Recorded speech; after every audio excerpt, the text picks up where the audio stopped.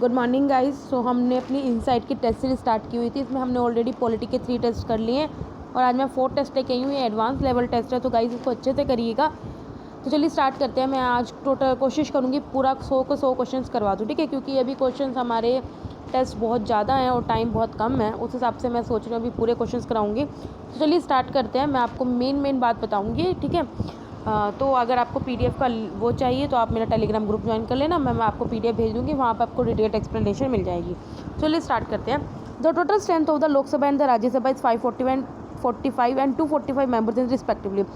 इन्होंने बोला है अगर लोकसभा में 100 वैकेंसीज हैं और राज्यसभा में 60 वैकेंसीज हैं और एक पर्टिकुलर डे पे उसमें से भी 100 लोकसभा में एब्सेंट हैं और 60 मेंबर राज्यसभा में एब्सेंट हैं, तो none of the remaining members in the both the houses abstain from the voting.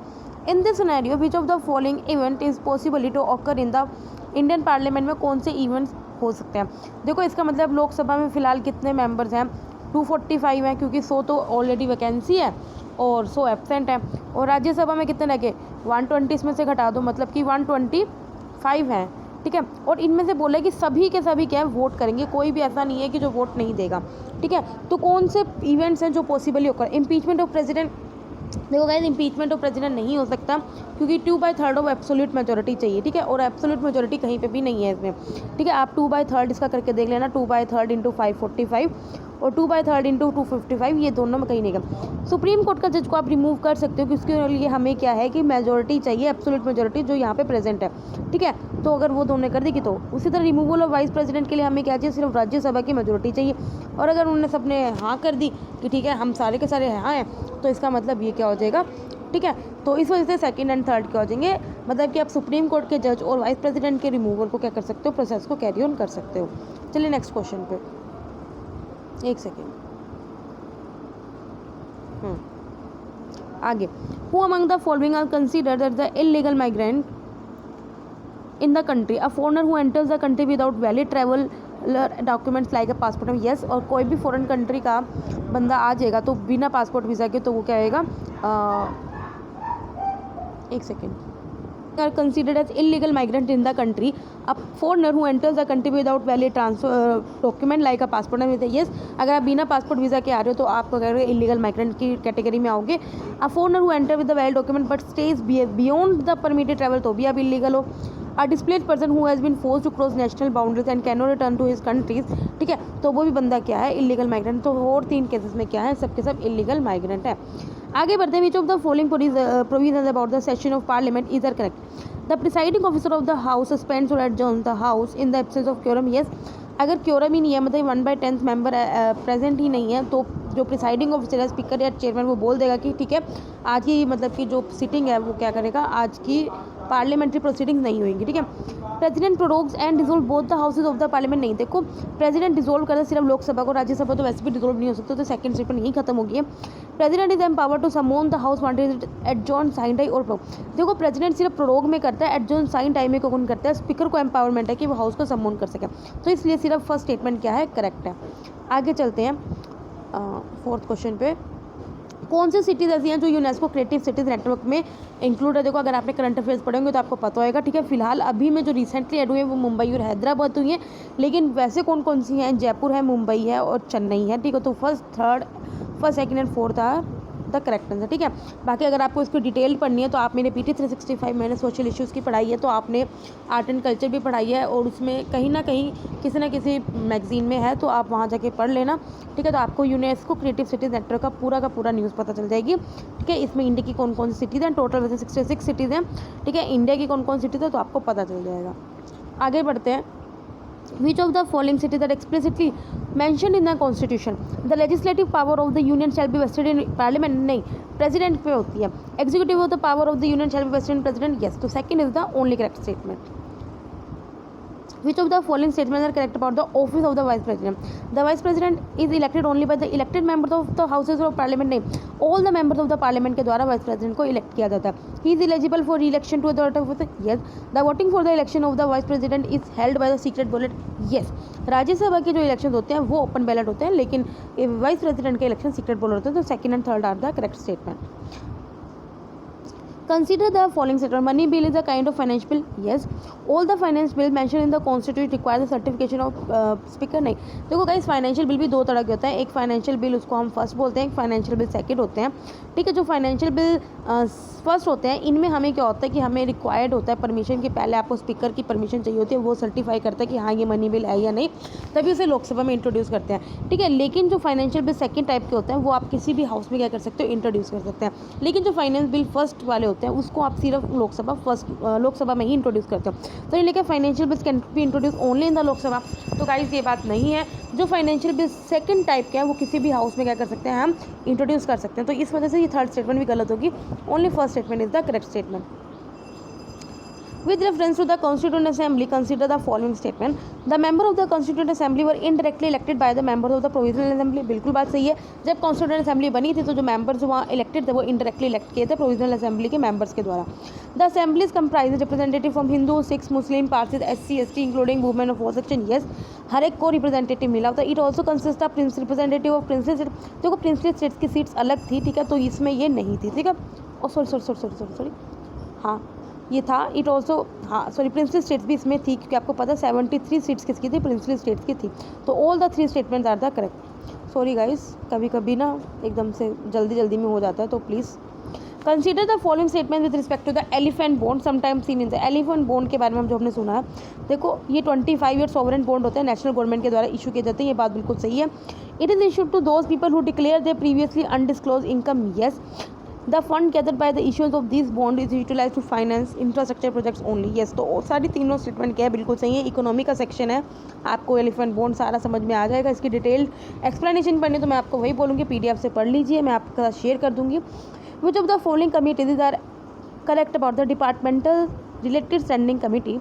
The member of the committee are nominated by the presiding officer of each house from among this member. Yes, देखो जो permanently standing committee के members होते हैं, ठीक है, तो उसमें से क्या होता है, जो मेंबर्स होते हैं, जो लोकसभा में से जो मेंबर होता है वो स्पीकर चूज़ करता है, और जो राज्यसभा में से हमने मेंबर्स नॉमिनेट करते हैं तो वो कौन करता है, चेयरमैन करता है उसका. ईच कमेटी वाले मेंबर्स फ्रॉम यस दोनों लोकसभा राज्यसभा के दोनों में मेंबर होते हैं किस इस कमेटी के. All the bills after being tabled in the parliament are mandatory required to be refer. जरूरी नहीं है कि आप हर एक बिल को रेफर करोगे, जो आपको लगता है कि जरूरी है उसी को आप रेफर करोगे. तो first and second are the correct statement. ठीक है, देखो हर स्टैंडिंग कमेटी में 31 मेंबर होते हैं, इसमें से 21 मेंबर लोकसभा के होते हैं, 10 राज्यसभा के होते हैं. ठीक है, तो यही आपको बताना था. आगे बढ़ते हैं. Duties of the state and fundamental duties of the citizen were mention in the original constitution. नहीं, देखो फंडामेंटल ड्यूटीज हमारे कब आई है, 42nd अमेंडमेंट एक्ट में आई है, तो ओरिजिनल इंस्टीट्यूशन में नहीं था. Duties of the state were justiciable in the nature while fundamental duties of the citizen were non justiciable in character. ठीक है, देखो फंडामेंटल ड्यूटीज जस्टिसेबल कैरेक्टर में नहीं है, तो ये गलत ही हो गया ना. तो नाइदर 1 नाइदर 2 क्या है, करेक्ट. आगे बढ़ते हैं. Consider the following statement about the preamble of the Indian constitution. The basic feature of the preamble can not be altered by the amendment under. बिल्कुल बात है, आप बेसिक फीचर को तो अमेंड कर ही नहीं सकते हो. ये अभी तक अमेंड नहीं हुआ, ये गलत बात है. 1976 में 42nd अमेंडमेंट एक्ट के दौरान प्रीएम्बल को हम एक बार अमेंड कर चुके हैं. It indicate the source of authority of the constitution. बिल्कुल बात सही है. ठीक है, तो आर्टिकल ये first and third statement are the correct. With reference to the Speaker of Lok Sabha, consider the following statement. The salaries and the allowances of the Speaker are charged upon the Consolidated Fund of State. बिल्कुल बात सही है. Consolidated Fund of India से ही क्या जाती है, इनकी salary और अलाउंसेज जाती है. There are no specific qualification prescribed for being elected as Speaker. बिल्कुल बात सही है. कोई स्पेसिफिक क्वालिफिकेशन नहीं है, बस ये है कि हाँ आपको मेजोरिटी का क्या होना चाहिए, मेंबर होना चाहिए बस. तो both 1 and 2 are the correct statement. Consider the following statement with respect to the Shanghai Cooperation Organization joint exercise on urban earthquake search and rescue. ये अभी न्यू दिल्ली में हुई थी. बात बिल्कुल सही है. पहली ऐसी एक्सरसाइज है जो अर्थक्वेक या रेस्क्यू ऑपरेशन पे बिल्कुल बात सही है. सभी एससीओ मेंबर्स ने इसमें एक्सरसाइज में पार्ट लिया था, तो भाई मैं बता दूं पाकिस्तान ने नहीं लिया था, इस वजह से थर्ड स्टेटमेंट गलत हो गया. तो first and second are the correct statement. ठीक है, आगे बढ़ते हैं. What happens when the following pending houses of the business when Lok Sabha dissolve? जब लोकसभा डिजोल्व हो सकती है तो क्या है, जो हाउसेस में जो पेंडिंग बिजनेस है उनका क्या होता है, जरा देख लेते हैं. All the bills originated and pass by Rajya Sabha does not lapse. गलत है भाई, लैप्स हो जाते हैं ये. ठीक है, bill pass by the both the house and send to president does not off. Yes, ये बात बिल्कुल सही है, वो लैप्स नहीं होते. अगर आपने दोनों हाउसेस ने पास कर दिए और प्रेसिडेंट के इजेंट के लिए भी बाकी है तो वो लैप्स नहीं होते. Motion resolution amendment supplementary demands for the grant lapse. Yes, ये सब लैप्स हो जाते हैं. तो second and third are the correct statement. आगे बढ़ते हैं. Which among the following is the correct definition of the political justice? It implies that all citizen should have equal access to all political offices and the equal voices in the government. बिल्कुल बात सही है. आगे हम statement पढ़ लेते हैं एक बार. It denotes that the non discrimination between people on the basis of the economic factor. तो ये हमने पॉलिटिकल जस्टिस की बात कर रहे हैं, ठीक है. अगर आप इकोनॉमिक फैक्टर की बात कर रहे हो तो कहीं ना कहीं हम इकोनॉमिक जस्टिस की बात कर रहे हैं. It is not the equal treatment of all citizen without any destruction based on caste colour. ये तो ये सोशल जस्टिस की बात हो रही है. हमने पॉलिटिकल जस्टिस की बात कर रहे हैं तो हम पॉलिटिकल की बात करेंगे. It means that the absence of restraint on the activity. देखो ये होता है लिबरलिज्म की बात होती है. अगर एब्सेंस ऑफ रिस्ट्रेंट की बात है तो इसका मतलब वो लिबरलिज्म की बात कर रहे हैं, ठीक है. तो पॉलिटिकल जस्टिस के लिए जो सबसे सही भाषा पड़ी है वो फर्स्ट ही है. तो फर्स्ट ही क्या है इसकी करेक्ट स्टेटमेंट. आगे बढ़ते हैं. In which of the following matters can the president of the India possibly act without. देखो आपको पता है प्रेसिडेंट हमेशा क्या करता है, काउंसिल ऑफ मिनिस्टर की एड एंड एडवाइस से ही काम कर सकता है. लेकिन कौन सी ऐसी एक्टिविटीज हैं जब प्रेसिडेंट बिना aid and advice of council of minister के काम कर सकता है? Sending a decision taken solely by the minister to council of the minister for the reconsideration. ये वो बोल सकता है कि आपको यार रिकन्सिडर करना है. जैसे अपने प्राइम मिनिस्टर ने बोलता है कि हाँ इस मिनिस्टर को मैंने क्या करना है, मिनिस्टर बनाना है, तो प्रेसिडेंट भेज सकता है कि हाँ आप एक बार रिकन्सिडर कर लो. तो वो आप उसकी खुद की पावर है. Appointing the prime minister from multiple. Yes, अगर कोalition हो गया तो वहाँ पे वो अपने हिसाब से किसी को भी पॉइंट कर सकता है, ठीक है. तो ये अपनी प्रेसिडेंट की अपनी power. Delaying the approval of a bill pass by the. Yes, अगर दोनों हाउसेज ने पास कर दिया तो प्रेसिडेंट की अपनी मर्जी, वो जब मर्जी उसको अप्रूव करे, ठीक है. तो उस पर उसको कोई वो नहीं है कि हाँ आपको इसी टाइम मैनर में करना है. Promulgation of ordinance. देखो ऑर्डिनेंस वो अपने आप नहीं कर सकता, वो काउंसिल ऑफ मिनिस्टर की एडवाइस भी कर सकता है. तो first three statement are the correct. Next, consider the following statement. Expenditure charged upon the consolidated fund of India is non-votable by the parliament. ये बात बिल्कुल सही है, नॉन वोटेबल होता है. Money can be withdrawn from the consolidated fund of India only when an appropriation bill is approved by both the houses separately. ये बात बिल्कुल सही है. आप पैसा वहीं तभी विड्रॉ कर सकते हो जब तक अप्रोप्रिएशन अप्रूव बिल ना अप्रूव हो, ठीक है. तो ये दोनों स्टेटमेंट क्या है, बिल्कुल सही है. आगे बढ़ते हैं. Consider the following statement with respect to dynamical depression. ठीक है, ये कभी न्यूज़ में देखा गया था. देखो ये बात बिल्कुल सही है. जियोलॉजिकल डिप्रेशन है, ये टेक्टोनिक प्लेट्स की डाइवर्जेंस की वजह से आया था. 3 टेक्टोनिक हॉर्न अफ्रीका में, बिल्कुल बात है. It is located in the northern part of offer triangle in Kenya. तो भाई ये इथोपिया में है, केन्या में नहीं है. तो इस वजह से सेकंड स्टेटमेंट गलत हो गया. तो first statement is the correct statement. Which of the following fundamental duty was added by the 86th. देखो 86 कॉन्स्टिट्यूशनल अमेंडमेंट का आपको पता है, इसमें एजुकेशन का अपने प्रोविजन लाए थे.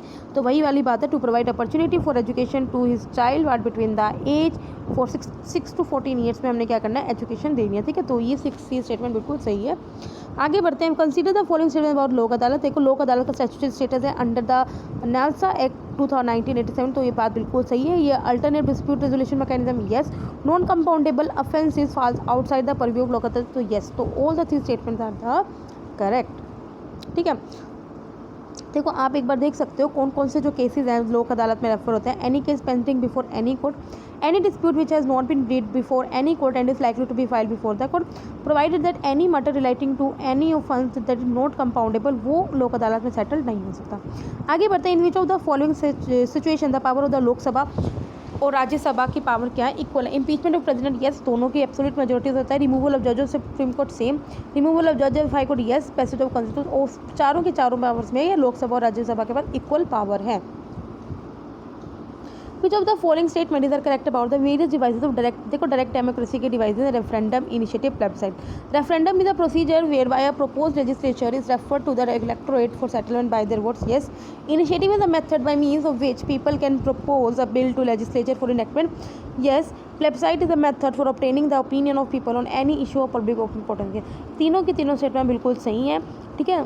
ये डायरेक्ट डेमोक्रेसी होती है, मेनली स्विट्जरलैंड में प्रिवेल करती है. ये देखते हैं नेशनल स्टैटिस्टिक कमीशन के बारे में क्या क्या स्टेटमेंट करेक्ट है. It is establish through an executive order based on the recommendation of the Rangarajan commission. यह बिल्कुल बात सही है. जो नेशनल स्टैटिस्टिक कमीशन को है, हमने रंगारंजन के कमीशन के रिकमेंडेशन पे क्या किया था, एस्टेब्लिश किया था. ये अंडर किसके अंडर काम करती है, बात बिल्कुल सही है. Ministry of statistics and programme implementation के अंदर काम करती है. The chief executive officer of the NITI Aayog the member of the commission, yes, बिल्कुल बात सही है. तो तीनों स्टेटमेंट क्या है इसमें, सही है. Which of the following schedules of the Indian Constitution can be amended outside the purview. मतलब आर्टिकल 368 के आउटसाइड क्या कर सकते हो, आप किसी शेड्यूल को अमेंड कर सकते हो. तो देखो एक 7th शेड्यूल को छोड़ के आप क्या कर सकते हो, सेकंड शेड्यूल को भी अमेंड कर सकते हो, 5th को भी कर सकते हो, 6th को भी कर सकते हो. एक 7th शेड्यूल को आप नहीं कर सकते, ठीक है. तो first, second, third are the correct option. Consider the following statement about the ordinance making power of ordinance making जो पावर है प्रेसिडेंट की, जरा उसके बारे में देख लेते हैं। The president can promulgate any ordinance when the both the houses are. भाई देखो ऑर्डिनेंस हम इशू कब करते हैं, जब पार्लियामेंट सेशन में ना हो। अगर पार्लियामेंट सेशन में हो तो पार्लियामेंट खुद नहीं लॉ बना लेगी क्या, तो इसलिए ये स्टेटमेंट गलत होगी। The ordinance making power can not be use for amending the, ये बात बिल्कुल सही है। आप ऑर्डिनेंस को कॉन्स्टिट्यूशन को अमेंड के लिए नहीं यूज़ कर सकते। The number of ordinance have increase in 1993 and hence highest number of the ordinance are promulgated in 16,07,000। नहीं, ऐसी बात नहीं है। इससे पहले भी बीच में क्या हाईएस्ट नंबर अलग से रह चुके, तो सेकंड स्टेटमेंट बिल्कुल सही है। देखो आप देख सकते हो कौन से 1977 में सबसे ज़्यादा क्या है ऑर्डिनेंसेस इशू हुए हैं। ठीक है, जरूरी नहीं है कि 1993 के बाद क्या कर रहा है ट्रेंड बढ़ा, तो ये बात गलत है। ठीक है, आगे बढ़ते हैं। Consider the following statement of the inner line permit. Inner line permit के बारे में देख लेते हैं क्या स्टेटमेंट है। It is a document that allows an Indian citizen to visit और stay in a state that is protected under ILP system. Yes, देखो ये क्या होता है, मेनली नॉर्थ ईस्ट स्टेट्स हैं कुछ। एक सेकेंड यार, डिस्टर्बेंस हो रही है बहुत। कुछ नहीं, 19th सेंचुरी में क्या कर रखा था, इंट्रोड्यूस कर रखा था 1873 में, तो ये गलत स्टेटमेंट होगी। ILP is issued by the government, नहीं, ये स्टेट गवर्नमेंट के द्वारा इशू की जाती है, तो इस वजह से ये स्टेटमेंट भी गलत होगी। तो only first statement is the correct statement. आगे बढ़ते हैं जरा। Consider the following statement. The president has the exclusive power to grant pardon in case of death sentence या डेथ। आपको पता है कि आर्टिकल 72 के अंडर क्या है, पार्डन पावर है प्रेसिडेंट के पास। The pardoning power of the president is to be exercise on the advice of union cabinet, बिल्कुल बात सही है। The pardoning power of the president can be subject to judicial, yes, तो judicial review पे भी आप जा सकते हो पार्डनिंग पावर। तो all the statement are the correct. आगे बढ़ते हैं। Consider the following statement with respect to the BIMSTEC. BIMSTEC के बारे में देखते हैं। All the members of BIMSTEC are also the members of SASEC, नहीं, ऐसा नहीं है। Recently first ever BIMSTEC conclave of the ports held at Visakhapatnam, तो ये बात बिल्कुल सही है, हमने करंट अफेयर्स में पढ़ा भी है। तो second statement is the only correct statement. Consider the following statement. The tenure of a High Court जज has not been fix by the constitution.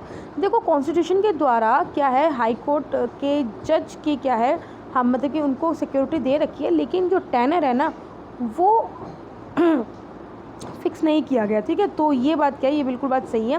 Concern state assembly can impeach the जजेस of the High Court with, नहीं, आपको पता ही parliament ही कर सकती है। The parliament determine the strength of high court, नहीं, जो चीफ जस्टिस ऑफ इंडिया है वो प्रेसिडेंट के साथ कंसल्ट करके क्या कर सकते हैं, डिटरमाइन कर सकते हैं हाई कोर्ट के स्ट्रेंथ। ठीक है, तो only first statement is the correct statement. ठीक है, तो आप ये देख सकते हो, देखिए the constitution has not fix the tenure of a जज of high Court, however it make the following provision. Constitution ने जज का हाई कोर्ट के जज का टेनर नहीं फिक्स किया, वो सिर्फ प्रोविजंस बना रखे हैं। ठीक है, with reference to the advisory jurisdiction of the Supreme Court consider the following statement. Supreme Court may refuse to give its opinion on any matter if to it by the president. अगर president ने बोला है कि यार तुम मुझे बताओ, लेकिन क्या सुप्रीम कोर्ट मना कर सकता है, तो हाँ भाई मना कर सकता है। The opinion given by the Supreme court on reference under the jurisdiction is not binding on the president, yes, बिल्कुल बात सही है। अब सुप्रीम कोर्ट ने सलाह दे दी तो उसके बाद क्या प्रेसिडेंट को पक्का है कि आप मानोगे नहीं, तो प्रेसिडेंट की अपनी मर्जी कि वो माने ना माने। The max minimum number of जज in a bench exercise advisory jurisdiction shall be 5, yes, ये बात बिल्कुल सही है। जब भी कोई एडवाइजरी जुरिस्डिक्शन प्रेसिडेंट मांगता है सुप्रीम कोर्ट में, तो मिनिमम जो उसमें बंदे बैठते हैं, कितने बेंच, कॉन्स्टिट्यूशनल बेंच 5 बैठते हैं। तो all the 3 statement are the correct. The adoption of the motion involve an element of censure against the government. देखो सेंसर क्या होता है, अगर किसी को लगता है कि हाँ यार, किसी MP को लगता है कि हाँ यार उस MP ने मेरे साथ क्या करा, धोखा दिया है या मुझे कोई गलत इन्फॉर्मेशन प्रोवाइड करी है, तो ये मोशंस आते हैं। ठीक है, तो Rajya Sabha does not make, but इस डिवाइस का राज्यसभा यूज़ नहीं कर सकती। It does not lead to the waiting of the government but out of the office. ठीक है, तो ये कौन सा मोशन है, तो भाई ये देखो एडजॉर्नमेंट मोशन होता है। देखो नो कॉन्फिडेंस मोशन भी नो डाउट किया राज्यसभा में नहीं यूज़ कर सकते, लेकिन इन्होंने क्या बोला, सेंशन क्या करो, calling attention motion, privilege motion, ये दोनों हम राज्यसभा में क्या कर सकते हैं, इनिशिएट कर सकते हैं, तो ये दोनों तो हो ही नहीं सकते। ठीक है, तो इसका आंसर क्या है, एडजॉर्नमेंट मोशन। आगे बढ़ते हैं। With reference to the amendment of the Constitution, consider the following statement. Amendment of the constitution can be initiated only in the parliament and not in the legislature, ये बात बिल्कुल सही है। कॉन्स्टिट्यूशन अमेंडमेंट के लिए आप जो बिल पास करते हो वो सबसे पहले इनिशिएट कर सकते हैं पार्लियामेंट में कर सकते हो, स्टेट लेजिस्लेचर में नहीं कर सकते, ये बात बिल्कुल सही है। The bill can be introduce by the minister but not by the private, नो गई, मुझे लग रहा है हमने 5 के 5 टेस्ट में ना अभी तक ये क्वेश्चन किया है कि कॉन्स्टिट्यूशन अमेंडमेंट का बिल है वो क्या कर सकता है, प्राइवेट मेंबर या कोई भी जो मिनिस्टर है वो लेके आ सकता है। There is no provision for holding a joint sitting of the two, ये बिल्कुल बात सही है। तो first and third statement are the correct statement. आगे बढ़ते हैं। Consider the following statement of the multi dimensional poverty index, तो it is release by the UNDP and OP, तो बिल्कुल बात सही है। तो मल्टी डायमेंशनल पॉवर्टी इंडेक्स है वो मेजर्स करता है multiple deprivation in the same house hold in education, health and living, ये बात बिल्कुल सही है। 10 इंडिकेटर पे ये करता है और ब्रॉडली 3 इंडिकेटर पे education, health, standard of living पे ये क्या करता है, मेजर करता है। तो both the statements are the correct. Indian constitution authorise the parliament to admit into Union of the Indian new state, yes. Form a new state by separating of territory from any state, yes. Alter the boundaries of the, yes. Article 2 है इसीलिए, तो all the 3 statements are the correct. Consider the following statement, the speaker vacates his office on the dissolution of the लोक सभा। देखो जब लोक सभा dissolve होती है स्पीकर अपना ऑफिस नहीं करता। स्पीकर कब अपना ऑफिस वैकेट करता है, जब जो दूसरी नई लोकसभा आती है उसकी जब पहली मीटिंग होती है ना, उसके बाद स्पीकर अपना ऑफिस क्या छोड़ता है। तो फर्स्ट स्टेटमेंट क्या है, इस वजह से गलत हो गई है। The deputy speaker has to vacate his office if he ceases to be a member of Lok Sabha, ये बात बिल्कुल सही है। डिप्टी स्पीकर को अपना ऑफिस खाली करना पड़ेगा अगर वो एमपी नहीं रहा है, ठीक है। The quorum to constitute a meeting of house is 1/10 of the total, ये बिल्कुल बात सही है। अगर आपको कोई भी पार्लियामेंट प्रोसीडिंग स्टार्ट करनी है तो इसमें क्योरम 1/10 होना चाहिए। तो first and third statement are the second and third statement थोड़ी करेक्ट है, फर्स्ट स्टेटमेंट तो गलत है, ठीक है। गाइस थोड़ी डिस्टर्बेंस हो रही है, मेरे घर के पीछे कंस्ट्रक्शन चल रही है, इस वजह से क्या ये बहुत आवाज़ आ रही है, तो आप थोड़ा सा झेल लेना। मैं कल क्या थोड़ा सा इसको सही करने की कोशिश करूँगी। Consider the following statement, vice president acts as a president when the impeachment process of president is taking place in the parliament. देखो वाइस प्रेसिडेंट प्रेसिडेंट की तरह काम तब करता है जब प्रेसिडेंट अवेलेबल ना हो टेम्परेरी, ठीक है। लेकिन अगर इम्पीचमेंट प्रोसेस जारी है तब वाइस प्रेसिडेंट की तरह नहीं कर सकता, इस वजह से फर्स्ट स्टेटमेंट क्या होगी, गलत होगी। Chief justice of India discharges the function of president if offices of both the president and vice president vacant, ये बात बिल्कुल सही है।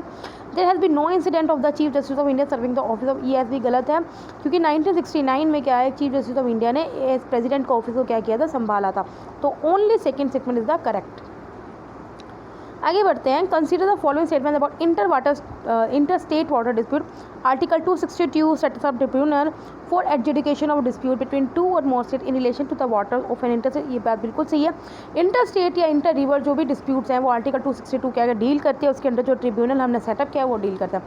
और जो ये ट्रिब्यूनल का डिसीजन होता है वो फाइनल होता है, बाइंडिंग भी होता है, ठीक है। तो ये दोनों स्टेटमेंट क्या है, बिल्कुल सही है। Both 1 and 2 are the correct. Consider the following statement about with respect to the zero carbon law, zero carbon law के बारे में।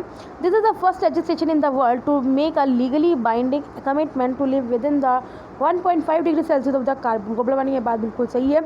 It aims to reduce all the greenhouse gases to net zero by 2050। देखो हाँ, green house gases को हमने 2050 तक net zero पे लाना है, एक्सेप्ट मीथेन। तो ऑल आगे इस वजह से ये क्या होगी, गलत होगी। New Zealand has recently pass this act, yes. तो first and third are the correct option. तो आपको पता होना चाहिए जो जीरो कार्बन लॉ है वो न्यूजीलैंड ने क्या किया है, पास किया है। आगे बढ़ते हैं। With respect to the parliamentary privileges consider the following statement, there are special rights, immunities and exemption enjoyed by the 2 houses of parliament and their members, बिल्कुल बात सही है। The privilege mention in the constitution are freedom of the speech in the parliament, right to publication of this proceeding, देखो ये constitution में mention भी है, article 105 और article 194। This privilege is extended to president and attorney general.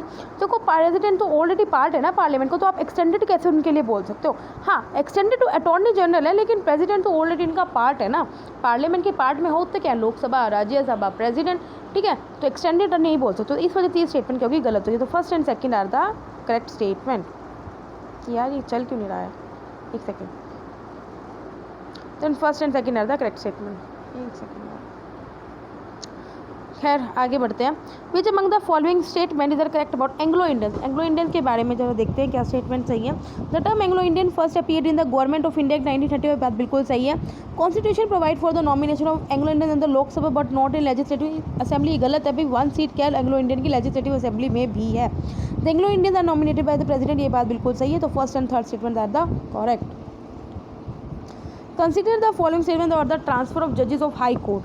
Indian Constitution makes provision for the transfer of judge of high court to another excluding the chief justice of, नहीं भाई, आप chief justice of high court को भी transfer कर सकते हो, तो ये स्टेटमेंट गलत है।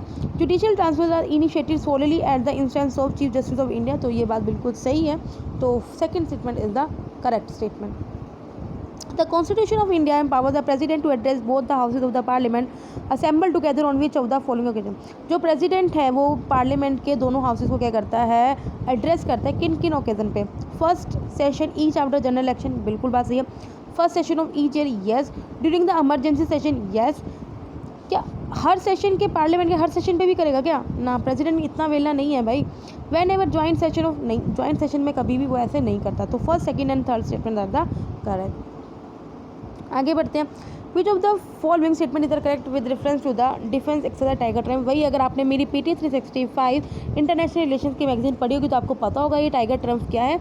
ये एक्सरसाइज हुई थी इंडिया और USA में, बात बिल्कुल सही है। The purpose of this exercise is to check the Chinese expansion in Pacific Ocean. नहीं, ये क्या थी? Disaster human assistance and disaster relief वाली प्रैक्टिस थी। चाइनीज एक्सपेंशन के बारे में इस एक्सरसाइज का ये पर्पज नहीं था। तो first statement is the only correct statement. आगे बढ़ते हैं। With reference to the supplemented demand of the grants, consider the following statement. It is granted when the amount authorised by the parliament through the appropriation act for the particular service for the current financial year is found to be insufficient for that year, yes, बिल्कुल बात सही है। It is presented to and pass by the houses before the end of the financial year, ये बात बिल्कुल सही है। देखो, जो एक्सेप्शनल ग्रांट होती है ना, वो अगले फाइनेंशियल ईयर में जाके क्या होती है? पास होती है। लेकिन जो सप्लीमेंटेड डिमांड होती है ना, वो उसी फाइनेंशियल ईयर में क्या होती है? पास हो जाती है। तो both the statement are the correct. Consider the following statement. The Constitution authorizes the Parliament to appoint any other seat of the Supreme Court in addition to Delhi. देखो, ये पार्लियामेंट को नहीं ऑथराइज करती, ये करती है चीफ जस्टिस ऑफ इंडिया को authorise करती है कि हाँ, आप सुप्रीम कोर्ट की कोई और सीट भी क्या कर सकते हो? खोल सकते हो। आफ्टर कंसल्टिंग में चीफ जस्टिस भी प्रेसिडेंट के अप्रूवल के बाद क्या कर सकते हैं? खोल सकते हो। इस वजह से फर्स्ट स्टेटमेंट गलत होगी।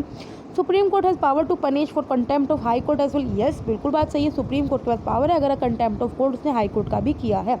तो second statement is the correct statement. Which of the following corrects about the DPSP? It resembles the Institute of Instruction enumerated in the Government of India Act 1935. Yes, जो गवर्नमेंट ऑफ इंडिया 1935 एक्ट आया था उसके अंदर भी एक वो था instrument of instruction, तो ये उसी से क्या करती है? रिसेंबल करती है। They are not legally enforceable by the courts of their violation, बिल्कुल बात सही है। जस्टिसेबल नेचर में नहीं है ये। They are incorporated in the part 4 of Indian constitution, yes. तो ये तीनों स्टेटमेंट क्या है? सही है। आगे बढ़ते हैं। Consider the following categories of citizens when women, children, members of the SC/ST, foreign diplomat, which of the given above doesn't get a special treatment under the provisions of Article 15? देखो, under 15 article आपको पता है हम discrimination नहीं कर सकते irrespective of their caste, race, gender, place of birth, creed, ठीक है। तो इन 5 चीज़ों पे हम नहीं कर सकते। तो ये वुमेंस के लिए एप्लीकेबल है, चिल्ड्रंस के लिए भी है, मेंबर ऑफ SC/ST के लिए भी है, फॉरेन डिप्लोमेट्स के लिए एप्लीकेबल नहीं है। मतलब आप किसी भी फॉरेनर को डिस्क्रिमिनेशन कर सकते हो, ठीक है। इसका मतलब तो यही हुआ ना। तो फोर्थ पे ये नहीं है, ठीक है। तो fourth is the correct option. आगे बढ़ते हैं। Which of the following statement is are correct about inter state council? तो इंटर स्टेट काउंसिल भाई आर्टिकल आपका 263, ये recommendatory body on issues relating to the inter state, central union state territory, ये बात बिल्कुल सही है। ये नॉन परमानेंट कॉन्स्टिट्यूशनल बॉडी है, ये एक प्रेसिडेंट ऑर्डर के द्वारा सेटअप की जाती है, ये बात बिल्कुल सही है। देखो, ये परमानेंट बॉडी नहीं है। जब भी प्रेसिडेंट को लगता है कि हाँ मुझे कॉन्स्टिट्यूट करनी चाहिए, तब वो कॉन्स्टिट्यूट कर लेगा। Prime minister is the chairman of the council, ये बात भी बिल्कुल सही है। प्राइम मिनिस्टर इसका काउंसिल का चेयरमैन होता है। तो all the 3 statement are the correct. With reference to the General Council, consider the following statement. The idea of the creation of General Council of first brought by the Jawaharlal Nehru in 1956, यह बात बिल्कुल सही है। इन्हें भी act of parliament के अंदर establish किया हुआ है, yes. Prime minister is the chairman in each of the council, नहीं, प्राइम मिनिस्टर नहीं होता, होम मिनिस्टर होते हैं इनके चेयरमैन। तो इनकरेक्ट कौन सी है? तो थर्ड इज द इनकरेक्ट, ठीक है। तो आगे बढ़ते हैं। Consider the following statement about article 17, that is the abolition of untouchability के बारे में पूछ रहे हैं। It abolish untouchability and forbids it's practice in every form, yes. It defines untouchability and describe the punishment for the offence. देखो, article 17 ने define नहीं किया हुआ, लेकिन जो इसके अंडर जो एक्ट है सिविल प्रोटेक्शन राइट्स का, उसमें क्या है ये डिफाइन किया हुआ है। तो आर्टिकल 17 में डिफाइन नहीं है, बाकी स्टेटमेंट बिल्कुल सही है। तो बट ये आर्टिकल 17 के अंडर नहीं है, ठीक है।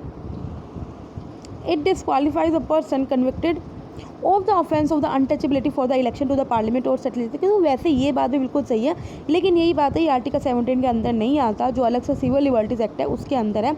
अगर आप कोई भी अगर आप क्या कर सकते हो, अनटचेबिलिटी के ऑफेंस में पकड़े गए तो आप पार्लियामेंट या स्टेट लेजिस्लेचर के इलेक्शन नहीं लड़ सकते, ठीक है। तो इस हिसाब से फर्स्ट स्टेटमेंट बिल्कुल सही है। देखो, आपको मैं पढ़ा देती हूँ।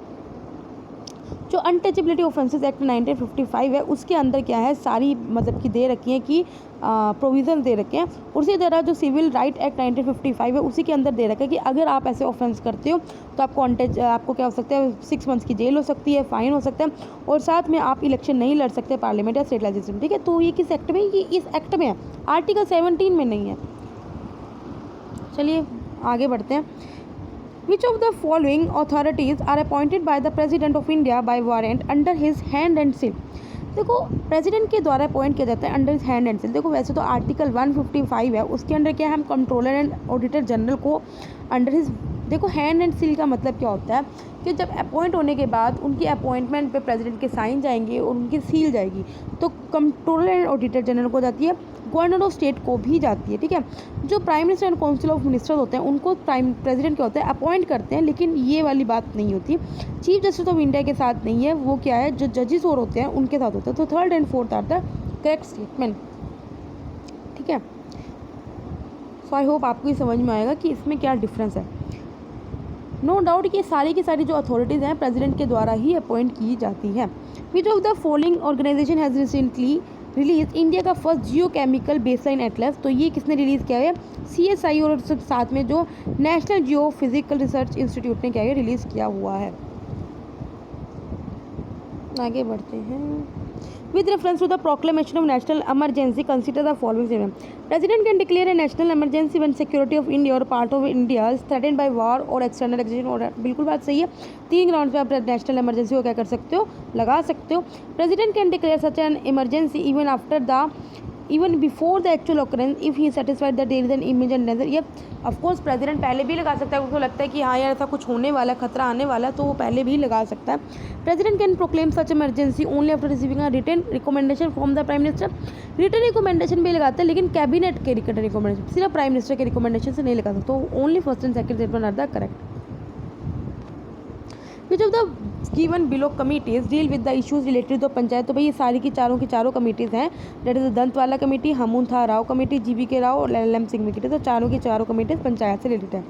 The provision like federation with the strong centre, vesting of residuary power in the centre and advisory jurisdiction of the Supreme Court are borrowed which of the following constitution?